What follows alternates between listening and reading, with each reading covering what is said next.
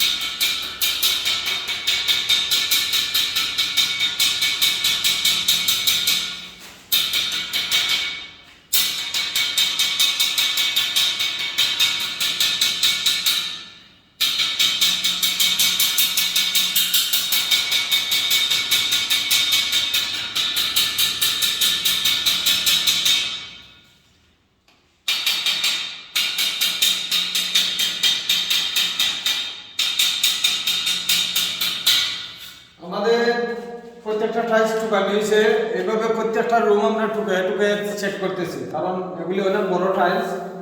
আমরা সাথে সাথে এটা টুকায় চেক করি, কারণ যদি কোনো সাউন্ড থাকে এটা আমরা উঠাই দিই, যার কারণে আমরা এখন আবার টুকাইলাম। এখানেও টাইলসগুলো ঠিক আছে, আমাদের যে মিস্ত্রি বসাইছে টাইলসগুলো খুব ভালোভাবে সূক্ষ্মভাবে বসাইছে। তো আপনারা যারা টাইলস বসাইবেন এভাবে টুকায় চেক করে দেখবেন টাইলসের মধ্যে যদি নিচে কোনো মশলা গ্যাপ থাকে তাহলে অবশ্যই টাইলসের মধ্যে আওয়াজ করবো। কীভাবে আওয়াজ করবো এটা আমি আপনাদের দেখাই, একটা টাইলসে আছে, আসেন। এই যে আমি এখন দেখাইব, ঠিক আছে।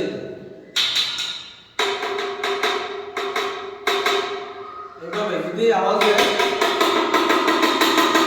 এভাবে দিব, যে আপনারা এভাবে চেক কইরা প্রত্যেকটা টাইলস চেক করবেন। যারা টাইলস লাগান করে মালিকরা, তারা এইভাবে চেক করে বুঝতে পারবেন কাজটা।